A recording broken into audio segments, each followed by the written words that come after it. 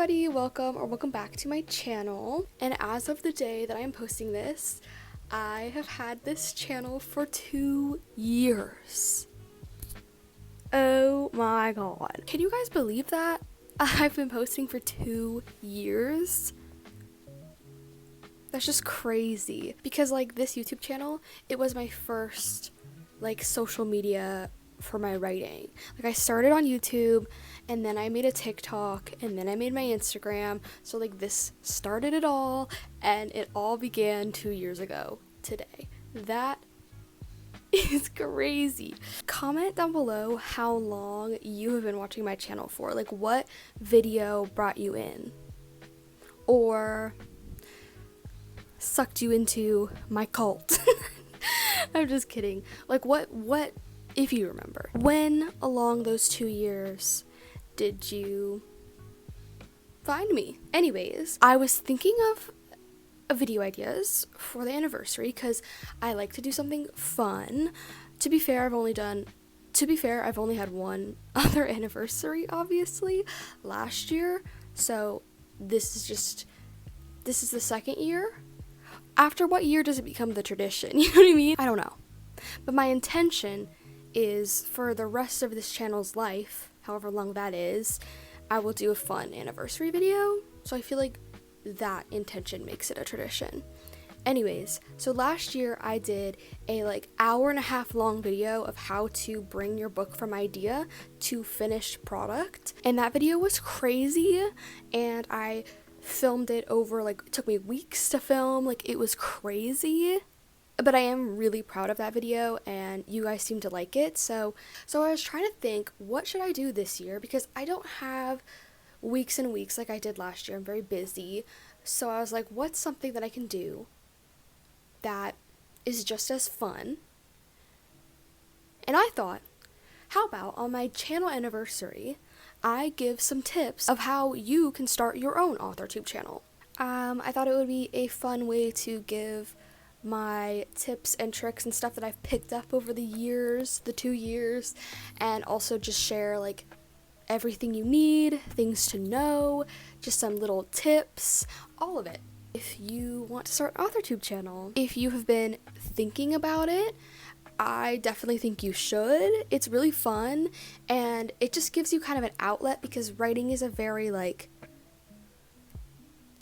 solitary activity, and I feel like in real life, like off internet, it's really hard to find other writers like actually to speak to in person. I'm like, where are they? I know that they have to be around here somewhere, but I can't find them. And it's also just hard because like you talk to your friends about your writing, but they don't really care and like or really know what you're talking about. You talk to your family a little bit and everyone's nice and supportive, but it's just like you don't get to nerd out, you know, like you wish you could. And I feel like having an author/writer, whatever you want to call it, social media is a really fun place where you can just fully nerd out. Writers are very supportive. Even if you post something about like your work in progress and nobody even knows what you're talking about, everyone is like really nice. And they're like, oh my gosh, I love your characters, even though they've never read anything about them. They're very, very nice. In my experience. TikTok and Instagram are great too. I love all of my platforms. I love all of my social media pages for like different reasons. I feel like YouTube is really fun because it's kind of like a slow build of a community. Like, you know how like I can post on TikTok and get like a couple thousand views and get like 20, 30, 40 followers overnight. But then I post about my work in progress, I post about updates, and these people don't really care, right? Because they're not invested. And I feel like with YouTube, there's a level of investment because people watch these like long form videos.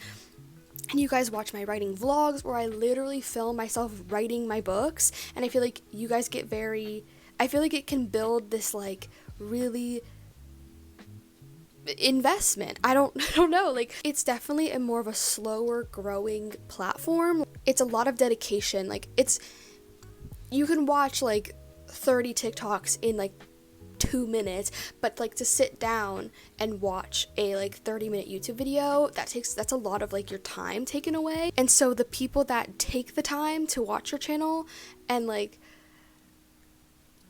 they use their free time to do that, I feel like there's a special kind of bond that grows, especially also when they subscribe and they come back every week for videos. I feel like there's a sort of like actual like dedication and like investment that happens, and so YouTube is just really special in that way, I feel like. So yeah, I think if you're thinking about starting an authortube channel, I definitely think you should, but maybe watch this video first and see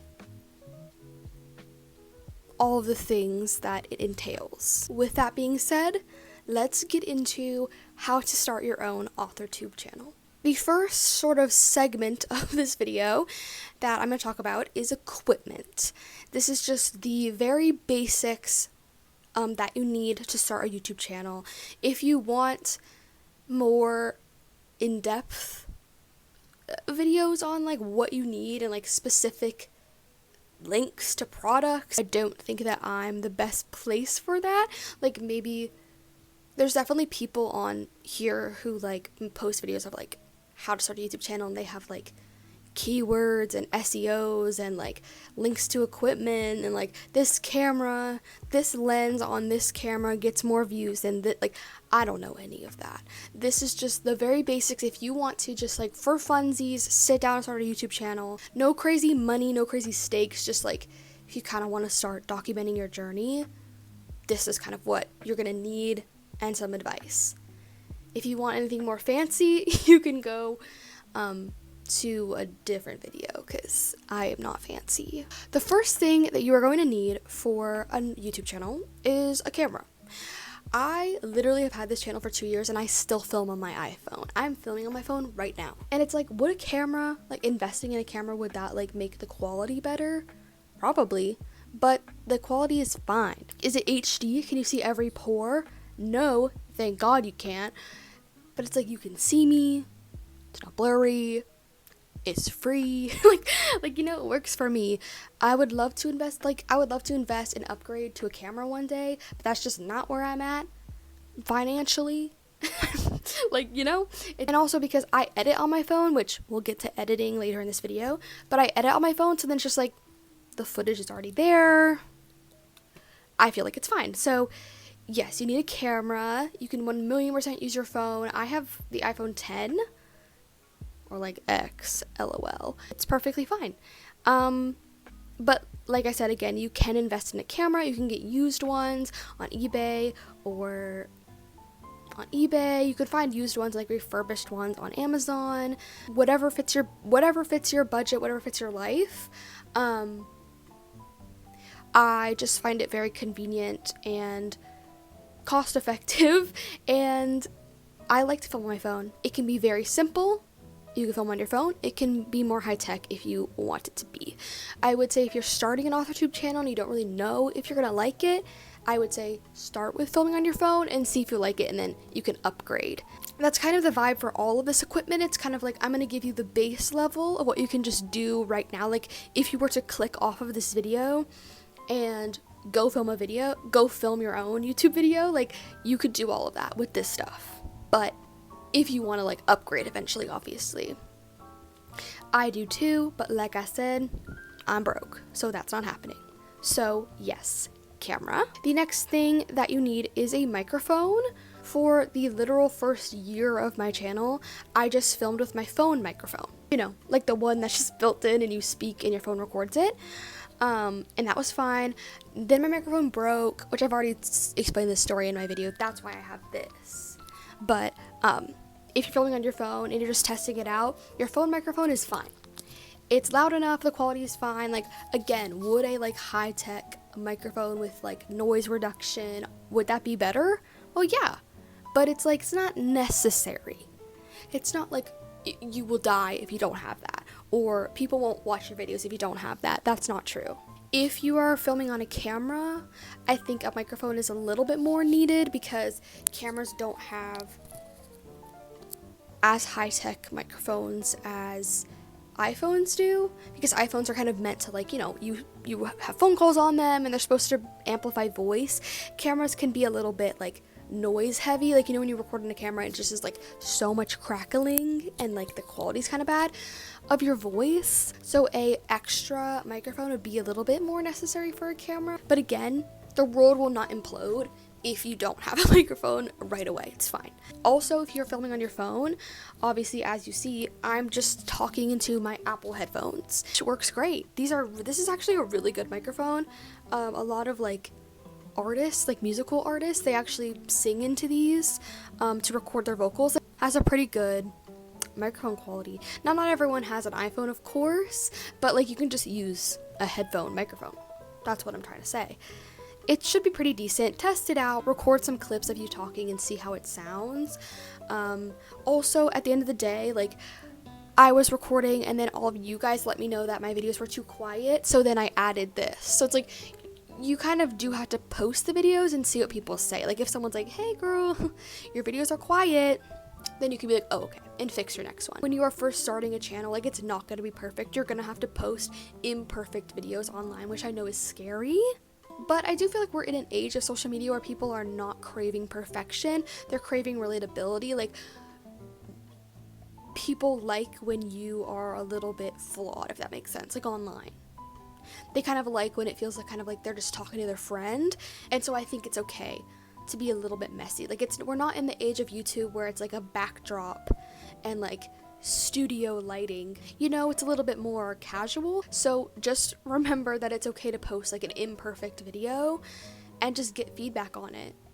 The worst that's gonna happen is people are gonna be like, ew, this video sucks, and then and then you can either take it down or you can delete their comments, because who cares? There really is no negative to just posting and seeing what happens. But yeah, you need a microphone. That kind of moved into some sort of motivational speech, but you need a microphone. Next thing that you're gonna need to film is a cute background.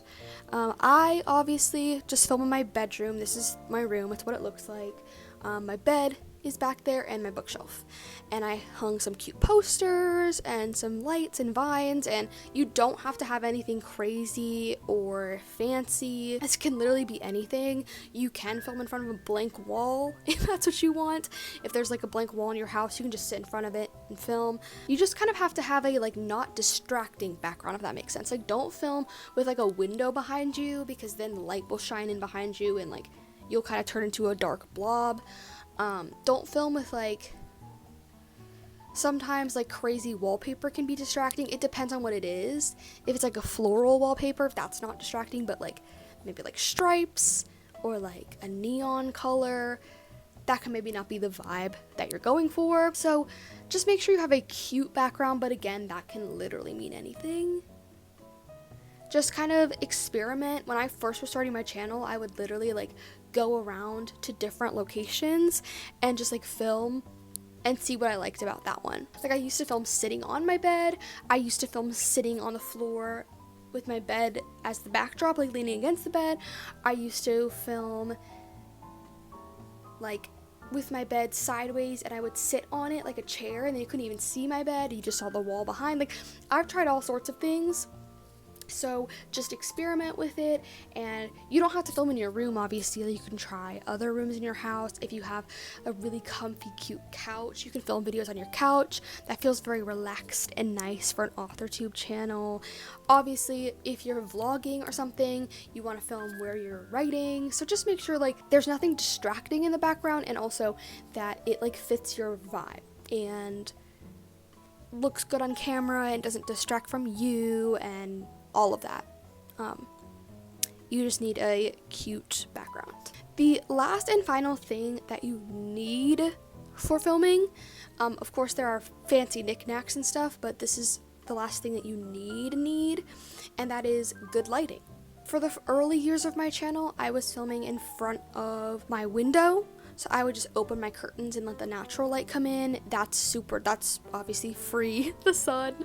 And then when I wanted to move my background to like where my window wasn't, like away from my window, I bought like a $15 ring light off of Amazon, and that works great. And then currently, I am just filming in front of my makeup vanity, like one of those that has the lights around it.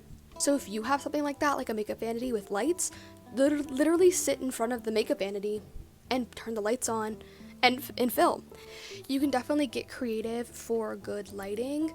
Like I said earlier, I don't feel like it's like a requirement for YouTubers to have like studio lighting, but I do feel like lighting is important so that people can see you. And also good lighting does help with the quality of your video. Lighting is important, but you don't have to get like big studio box lights or anything. Like I said, window, cheap ring light, vanity lights, anything. If you just have a room in your house that has really good lighting, that will be fine too. My room is just really dark for some reason, so that's why I have these blinding lights in front of me. That's what works best for me. This is another one of those things that you're just gonna have to experiment with and kind of see what works and what doesn't. And I would say like the background of the videos and the lighting, that was something that I was like experimenting with for a long time, of like what worked best for me and what I liked the best, because it was just hard. It was hard because it's like, well, the natural lighting is really nice because that just looks nice.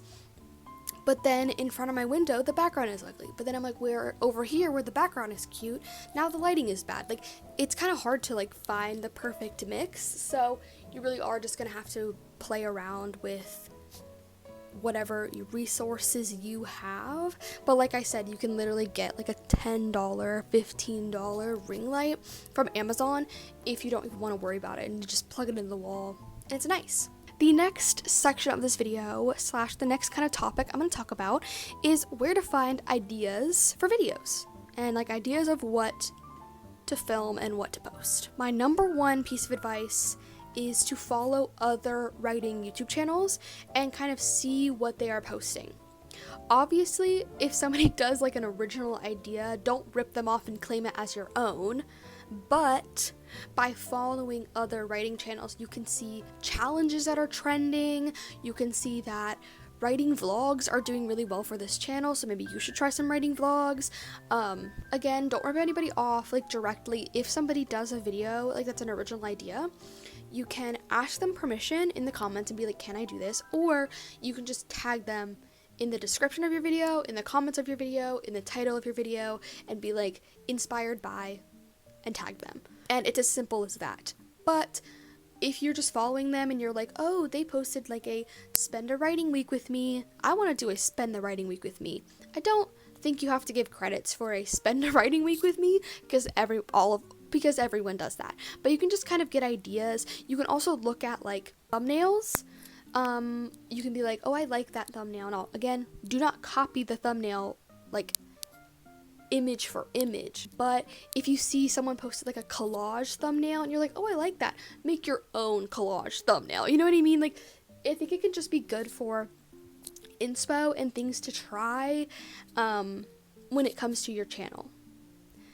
You can also see like what videos do best, what people are asking for in their comments, and like you can get some ideas that way. The next way to get ideas is to sit down with like a blank piece of paper in front of you and brainstorm / brain dump any ideas. And like no idea is too stupid. It can like inspire another video. Something that I do a lot is I sit down with a paper and I write down like what the kind of current vibes are, or like what I'm currently working on. Like right now, as you guys have seen, I am like 0 / first drafting and I am editing another project. So I would sit down and I'd be like, okay, so I'm editing and I am writing a first draft. So relevant videos would be, this video ends when I finish my first draft. Spend a writing week with me. Tips and tricks video I could get from that is like first draft advice, how to finish a first draft, all of that. Then like editing, I can do like an editing vlog, I can do like blah blah blah. It's super helpful to kind of plan content around what you're already doing instead of being like, I want to film a video of plotting a new project, and then you kind of like abandon your current project to go make that video. Kind of like work your content around what you're doing. Also right now, because I am like editing and writing, that's a big priority for me. So what's going to be most convenient for my life right now is going to be vlogging, because when I film sit down videos like this, it does take up several hours and then I have to edit them. That does take some time away from my writing, and during these kind of blips in time where writing is like number one priority, like I'm not doing anything else, vlogging can be the best, because kind of doing what I would do and I'm filming it and then I'm compiling it all together and uploading it instead of having to write and film. Vlogging is kind of doing them together. So yeah, that's kind of what I do, is like plan videos around what it is that I'm doing to make it most convenient for me, if that makes sense, and to have like relevant content. Last little piece of advice that I have for ideas is to keep a list of ideas in your phone, on a piece of paper, whatever.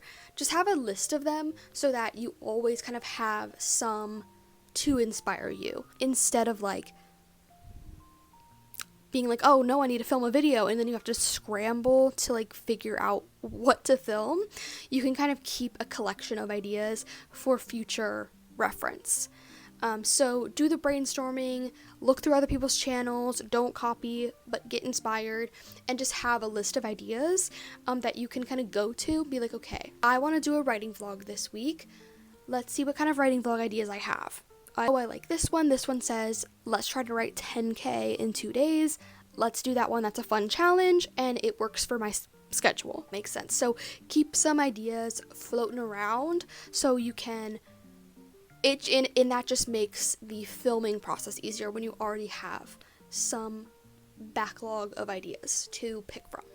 I am now going to give a few video ideas that I have done on my channel, / some kind of like series that I do, some types of videos that I do, and then some actual video ideas. I'm not going to take credit for any of these. I don't think I thought of them. I think I saw them somewhere, but this is just some content ideas.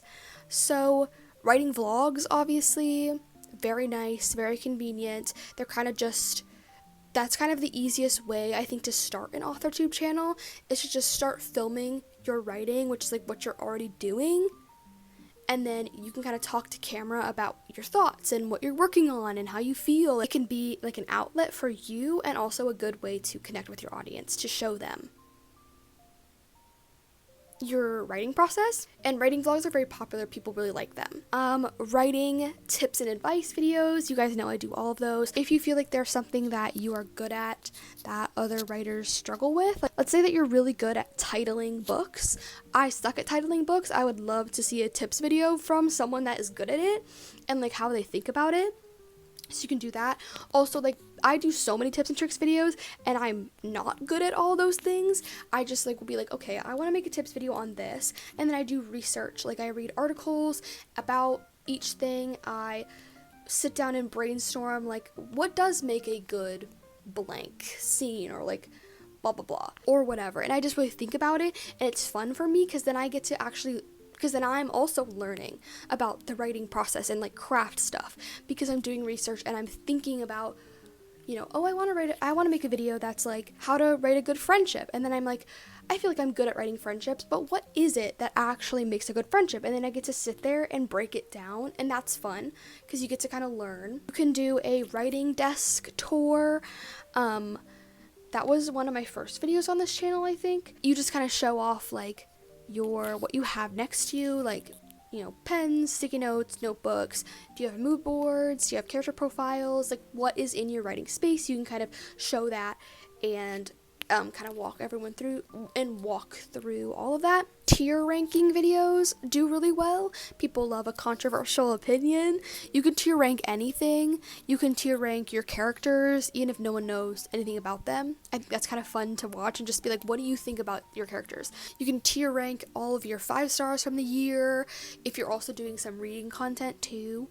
You can tier rank all of your unfinished projects. You know, you can tier ranking videos do really well. An authortube newbie tag / a channel introduction video. I have an authortube newbie tag if you want to get like some question inspo from that, but basically there's like a list of questions and you answer them. That's basically it. So an authortube newbie tag is like what's your, you know, what's your name? What genre do you write? What's your current project? What's your plans for this project? What's the plans for this channel?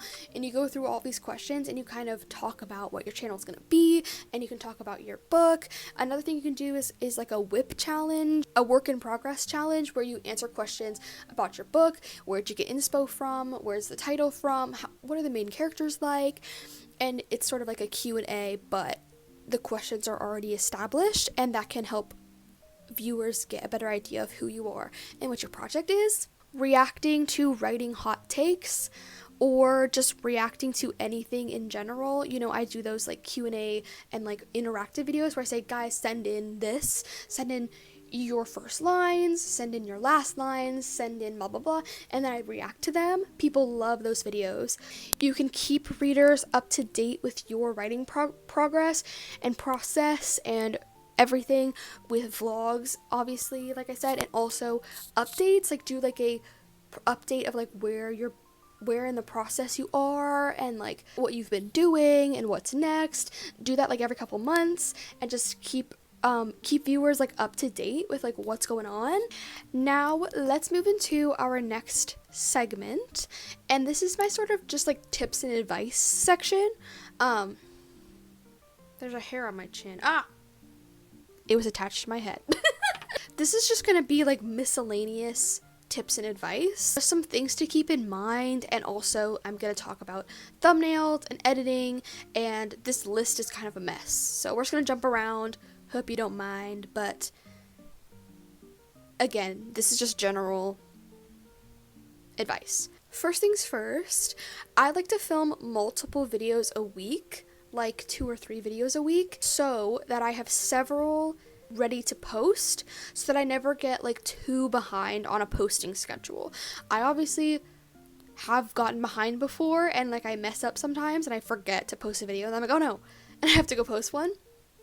But I like having a backlog of videos where I can kind of be like, okay, I have, you know, 4 videos sitting on my laptop ready to upload, and I kind of am like, time to post one, and I pick it and I post it. It makes your posting schedule a lot less stressful when you have a bunch of backlog. Also, if I ever have a really busy week, or like I'm chronically ill, so if I have a week where I'm not well or I'm not doing good, I don't have to stress myself out and be like, but I have to film because I have to post something next week. I already have a couple videos filmed. I feel like there are a couple of ways that I put in like conscious effort to make my channel less stressful for me, because I very well could see how having a YouTube channel could be stressful. I've mentioned all these tips before, but let me kind of compile them. Brainstorming and coming up with a bunch of ideas and looking through other authors' channels makes the coming up with ideas part of filming a lot less stressful, because you already have some. And then filming a couple videos a week and having them backlogged ready to post makes the posting schedule a lot less stressful. And then because I do those things, having my channel is a lot more like leisurely. It's not like I have to film on Thursdays because I have to post next Thursday and I have to edit every Saturday. It could be more just like, I was gonna film today, but I don't really feel like it. Let's edit instead. And like, because I already have some backlog videos, and it's like, I do want to film today. Let's check my list of ideas, because I already have a list of ideas. I don't have to stress about figuring one out. I already have them.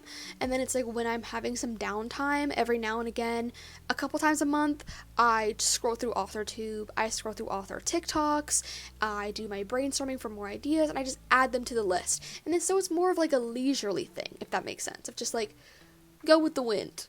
But I still post at least once a week. I still interact a lot. I still have a very active channel, but because of those things that I do to make it less like regimented, and like it just is more fun this way, you know? I would definitely advise doing those things to make it, again, more casual. And like, if you don't want to film one week, it's not the biggest deal because you have backlog.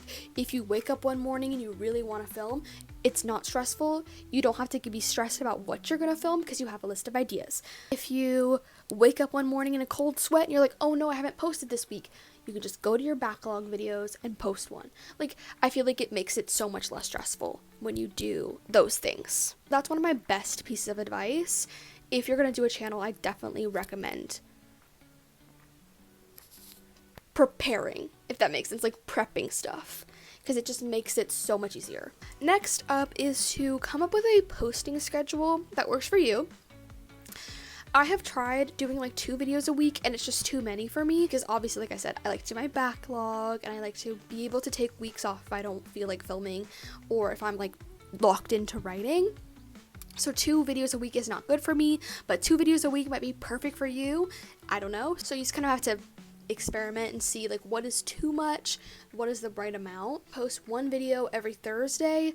I just feel like Thursday is a good day for me. I don't usually have a lot of plans on Thursday, and so I have time to like plan. I have time to like pick my video that I want to post, and then it's like that week I'm filming like 2 sit-down videos, and then I post on Thursday, and then because I filmed, I have 2 videos for the next 2 Thursdays. Then the next week I film another 1 video, and then I have for the 3rd Thursday. Like, you know what I mean? Like, that's kind of how I like to do it, just so that I'm always a little bit ahead of schedule, because then I don't have to worry about it. So yes, come up with a posting schedule that works for you. People like consistency on YouTube, but it doesn't have to be like a daily thing. You don't have to daily vlog. You could, but good luck.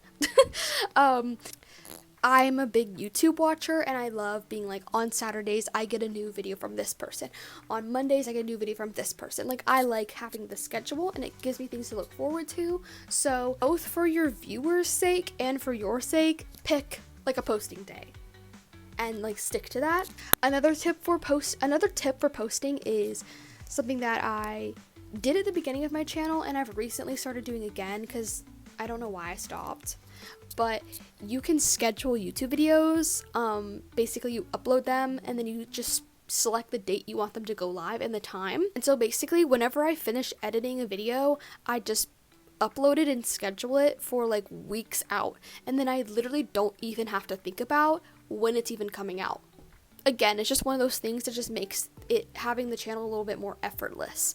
And then every couple days, I just check my notifications and I reply to comments and I interact with people. And it just kind of makes it seamless and like something that I don't even have to worry about if I'm scheduling my posts. The next thing we're going to talk about is thumbnails. Like I mentioned earlier, you can get inspo for thumbnails from other people's channels. Again, don't rip them off. But if you're seeing there's a trend of everyone using yellow text, then you can try some yellow text so that people will click on your video. And like if you're seeing like people are doing really aesthetic thumbnails with like really cute fonts, like you can do that. So get inspo, don't copy, but get inspo of like what's working.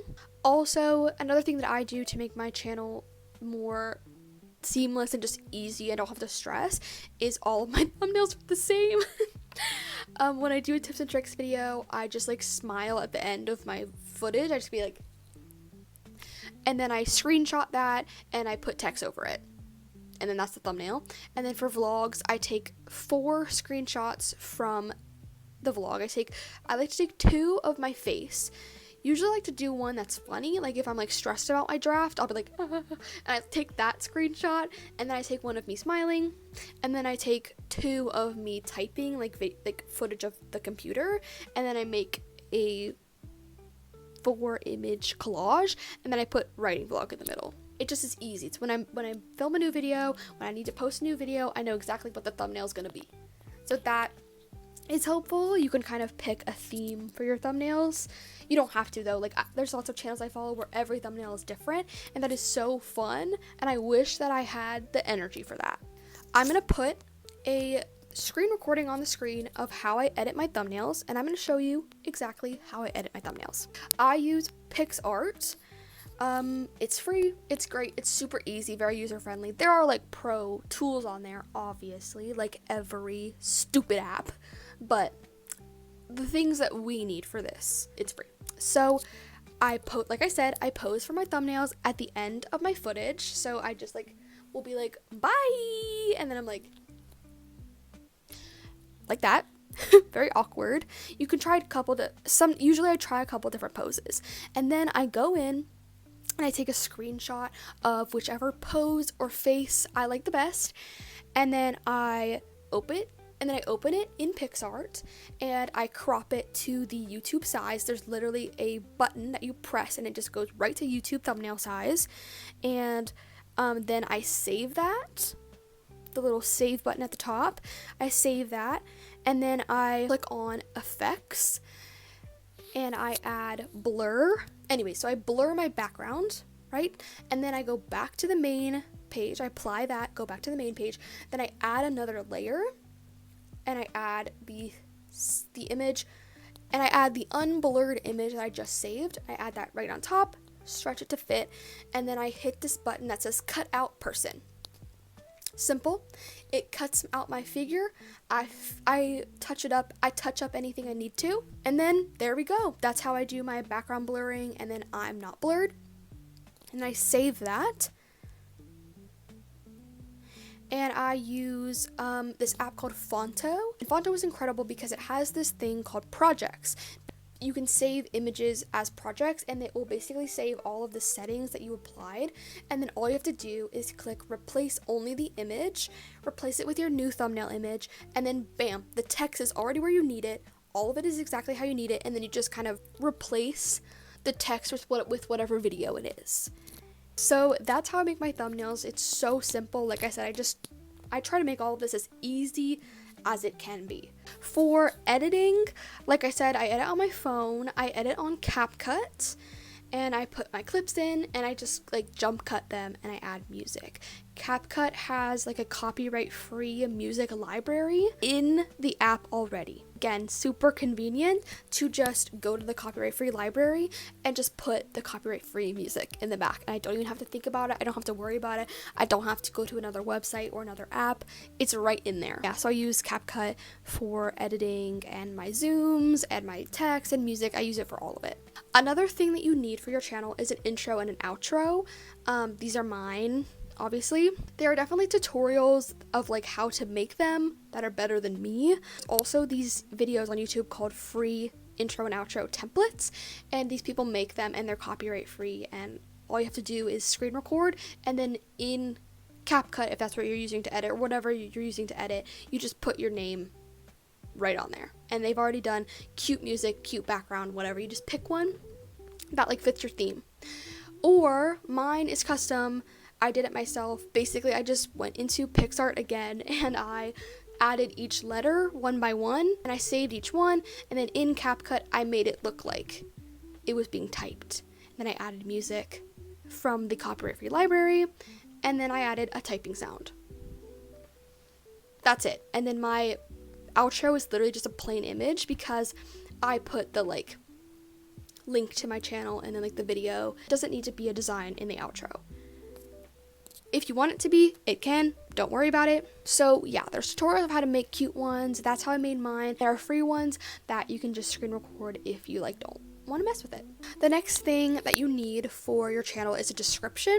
I basically, when I started my channel, I just wrote out a description that I just copy and paste into every video now. Again, super easy.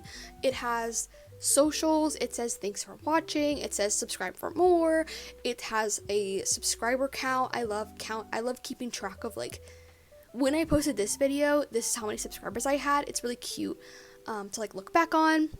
I also have info like how old I am, like when I filmed the video, what I film on, what I edit on, all of that in this description. So anyone looking for more info on the video can just open the description. There's all of that.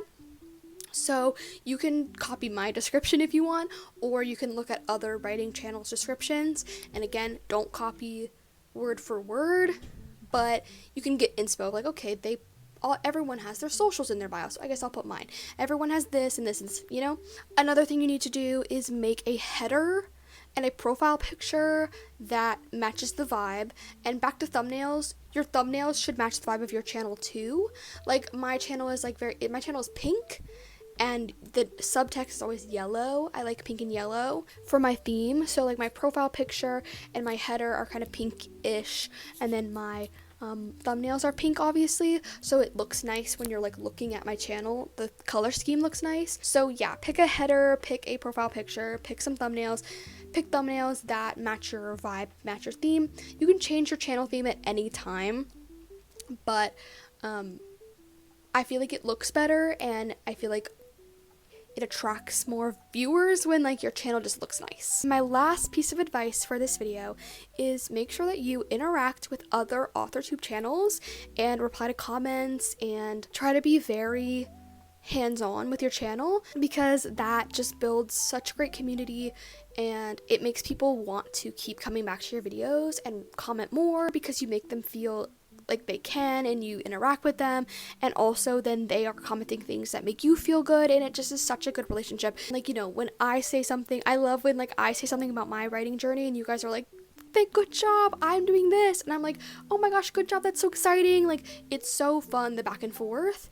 That's really my number one advice for building your channel, like finding people who want to watch, is just interact with them and make them feel, this sounds parasocial, but make them feel like you're their friend. Interact with them, make them want to keep coming back, make them feel like, be there for them if they share exciting writing news, you know, get excited for them, and like when you tell your exciting news, then they'll be excited for you, and then that's how you make writer friends. So yeah, interact, reply to comments. I hate when YouTube channels do not reply to comments. I'm like, who do you think you are? Obviously, if they have like thousands of comments, then yeah, but like, you know, just like a smaller channel, I'm like, who are you? Like, respond. That's the fun part. It's so fun when you get a nice comment and you get to talk to someone. You're like, oh my god. I still remember when I like first started getting comments on my videos, I was like, this is awesome. People like are talking to me. It's really sad, but it's really fun. So yeah, interact. That is it for this video. I hope it was helpful. I hope if you were wondering, questioning, going back and forth on whether or not you wanted to start a channel, I hope that this gave you some insight. I hope I gave some advice that made it feel not so intimidating, because it is. Like, when I first started my channel, I was like, what am I doing? But it really can be simple, and I hope that I helped with that. If you have any questions at all, please comment. I would love to answer, if I know the answer. Like I said, I'm not a YouTube expert, but I will try to help if I can. Also, comment below if you start an authortube channel after watching this video or have started one recently, because I would love to subscribe to you. Please like this video if you liked it and subscribe for more content like this. Thank you so much for watching, and I hope you have a really great day, and good luck if you start your own authortube channel.